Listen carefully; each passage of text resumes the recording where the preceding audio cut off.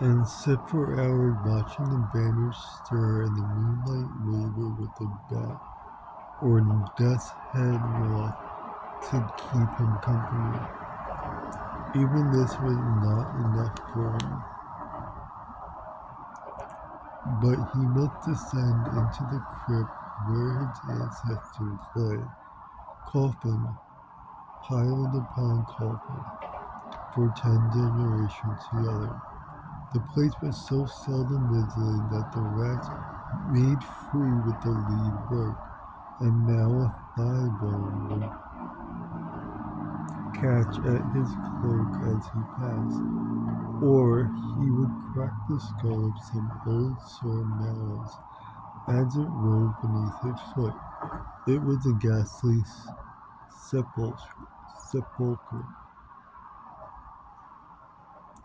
dug deep beneath the foundation of the house, as if the first lord of the family, who had come from France with the Conqueror, had wished to testify how all pomp is built upon corruption, how the skeleton lies beneath the flesh, how we that dance and sing above must lie below, how the crimson velvet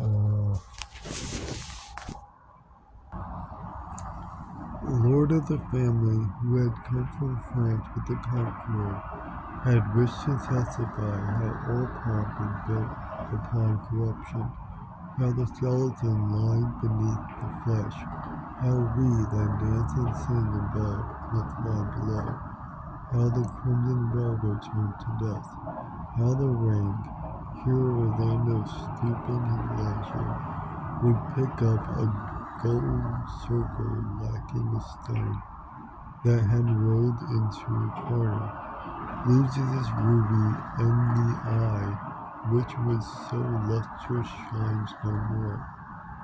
Nothing remains of all these white princes, Orlando would say, indulging in some pardonable exaggeration of their rank, except one digit, and he would take a skeleton hand in his and bend the joints this way and that. Whose hand was it? He went on to ask. The right or the left, the hand of a man or woman, of age or young, had it urged a war horse or plied the needle, and it plucked the rose or grasped cold steel? Had it, but here either his invention failed him, or, what is more likely, provided him with so many instances of what her hand can do that he shrank, as his wont was, from the cardinal labor of composition was his excision, and he put it with the other bones, thinking how there was a writer called Thomas Brown, a doctor of Norwich, whose writing upon such subject took his fancy amazingly.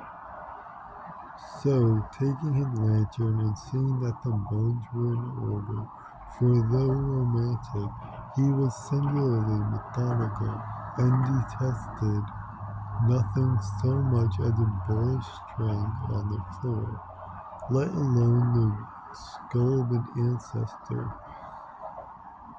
He returned to that curious, moody pacing down the gallery, looking for something among the pictures, which was interrupted at length by the veritable spasm of sobbing, at the sight of a Dutch snow scene by an unknown artist, when it seemed to him that life was not worth living anymore. Forgetting the bones of his ancestors and how life is founded on a grave, he stood there shaken with sobs, all for the desire of a woman in Russian trousers, with slanting eyes, a pouting mouth, and pearls about her neck. She had gone. She had left him. He was never to see her again, and he and so he sobbed, and so he found his way back to his own rooms and Miss Grim's ditch. Seeing the light on the window, put the tankard from her lips and said, "Praise be to God." His lordship was safe in his room again, for she had been thinking all this while that he was foully murdered. Orlando now drew a chair up to the table, opened the works of Sir Thomas Browne, and proceeded to investigate the delicate articulation of one of the doctor's longest and most marvelously contorted cogitations. For though these are not matters in which a biographer can profitably enlarge, it is plain enough to those who have done a reader's part in making up from bare hints, dropped here and there, the whole boundary and circumference of a living person, can hear in what we only whisper a living voice, can see, often when we say nothing about it, exactly what he looked like, know without a word to guide them precisely what he thought. And it is for readers such as these that we write.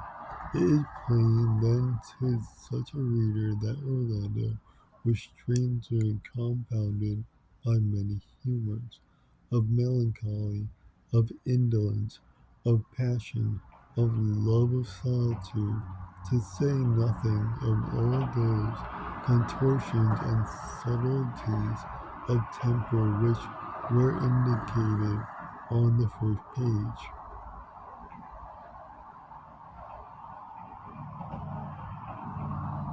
When he slashed a dead nigger's head, cut it down, hung it chivalrously out of his reach again, and then betook himself to the window seat with the book. The taste for books was an early one. As a child, he was sometimes found at midnight by a page still reading. They took his paper away, and he bred glowworms to serve its purpose. Okay. They took the glowworms away, and he almost burnt the house down with the tinder. To put it in a nutshell, leaving the novelist to smooth out the crumbled silk and all its implications, he was a nobleman afflicted with the love of literature.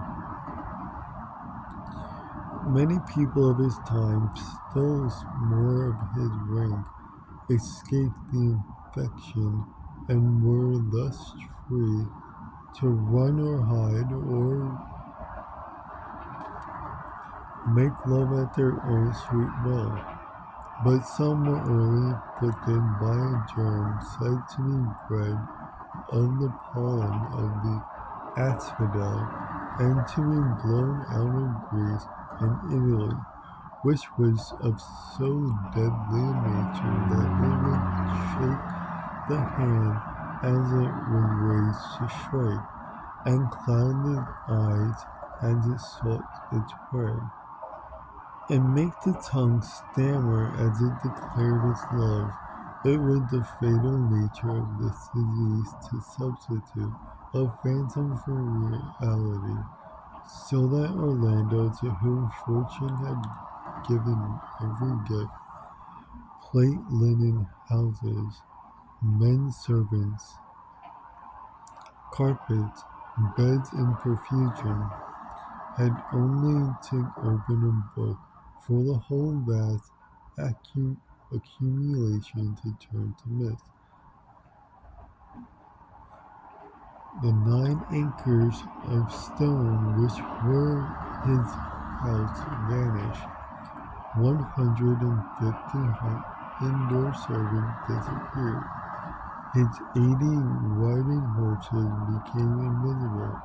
It would take too long to count the carpets, sofas, trappings, china, plate, cruets, chafing dishes, and other movable, often of beaten gold, which evaporated like summer sea mist over under the miasma. So it was, and Orlando would sit by himself reading A Naked Man. The disease gained rapidly upon him now in his solitude. He would read often 6 hours into the night, and when they came to him for orders from the slaughtering of cattle or the harvesting of wheat, he would push away his folio and look as if he did not understand what was said to him. This was bad enough and wrung the heart of Paul, the falconer, of Giles, the gloom of Miss Grimsditch, the housekeeper, or Mr. Duper, the chaplain. A fine gentleman like that, they said, had no need of books. Let him leave books, they said, to the palsied or the dying. But worse was to come, for once the disease of reading was laid upon the system, it weakens it so that it falls an easy prey to that other scourge which dwells in the inkpot and festers in the quill. The wretch takes to writing, and while this is bad enough in a poor man, whose only property is a chair and a table set beneath a leaky roof, for he has not much to lose after all. The plight of a rich man who has houses and cattle, maid servants, assess and linen, and yet writes books is pitiable in the extreme. The flavor of it all goes out of him. He is riddled by hot irons, gnawed by vermin. He would give every penny he has, such is the malignity of the germ, to write one little book and become famous. Yet all the golden Peru will not buy him the treasure of a well-turned line. So he falls into consumption and sickness, blows his brains out, turns his face to the wall. It matters not in what attitude they find him. He has passed through the gates of death and known the flames of hell. Happily, Orlando was of a strong constitution of the disease, for reasons presently to be given, never broke him down as it has broken many of his peers, but he was deeply smitten with it, as the sequel shows. For when he had read for an hour or so in Sir Thomas Browne, and the bark of the stag and the call of the night watchman showed that it was the dead of night and all safe asleep, he crossed the room, took a silver key from his pocket, and unlocked the doors of a great inlaid cabinet which stood in the corner. Within were some 50 drawers of cedar wood, and upon each was a paper neatly written in Orlando's hand. He paused, as if hesitating which to open. One was described the death of Ajax, another the birth of Pyramus, another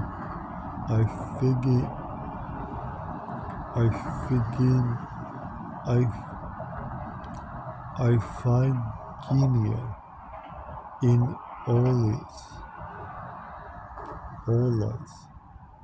Another, the death of Hippolytus. Another, Meleager. Another, the return of Odysseus. In fact, there is scarcely a single drawer that lacked the name of some mythological personage at a crisis of his career.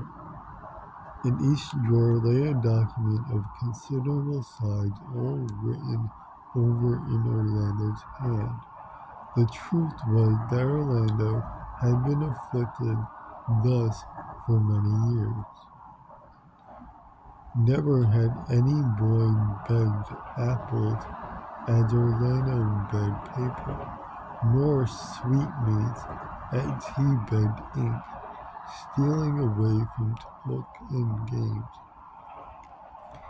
He had hidden himself behind curtains in Pete's holes, or in the cupboard behind his mother's bedroom, which had a great hole in the floor and smelt horribly of Sterling's dung, with an inkhorn in one hand, a pen in another, and in his knee a roll of paper. Thus had been written before he was turned 25, some 47 plays, histories, romances, poems, some in prose, some in verse, some in French, some in Italian, all romantic and all long. One he had printed by John Ball of the Feathers and Coronet, opposite St. Paul's Cross, Cheapside. But though the sight of it gave him extreme delight, he had never dared show it even to his mother, since to write, much more to publish, was, he knew, for a nobleman an inexpiable disgrace.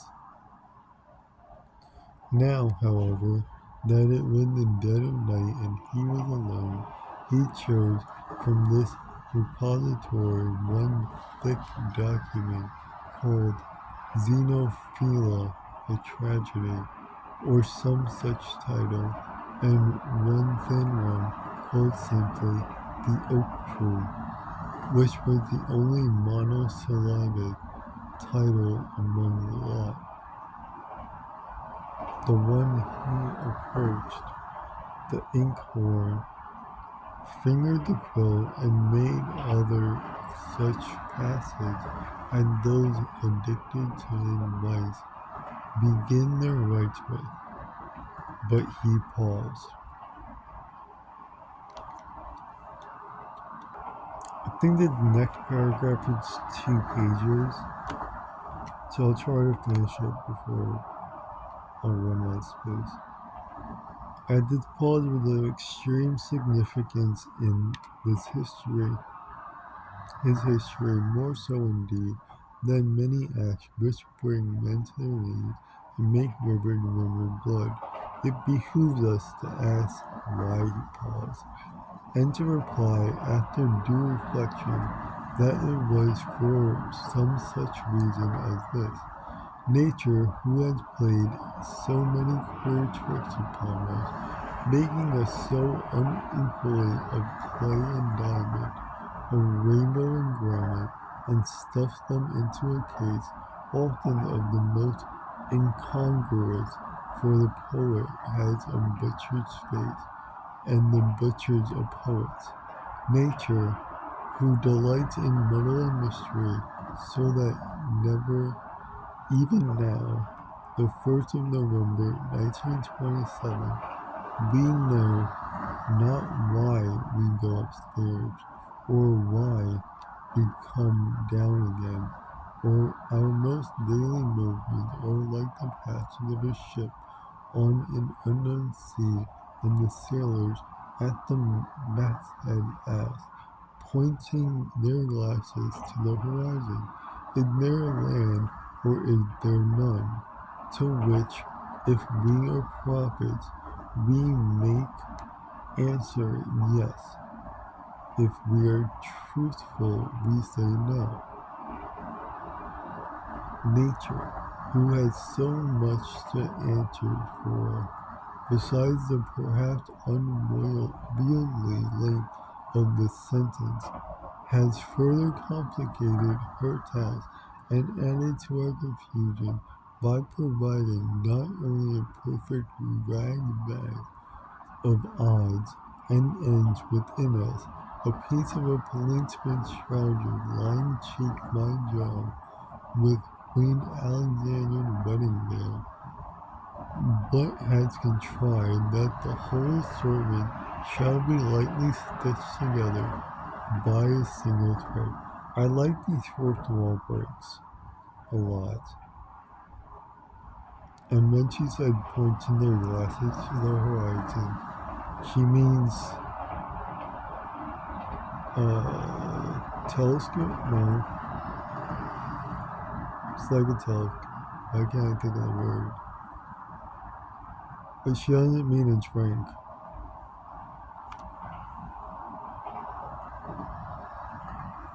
Memory is a seamstress, and a capricious one at that. Memory runs our needle in and out, up and down, hither and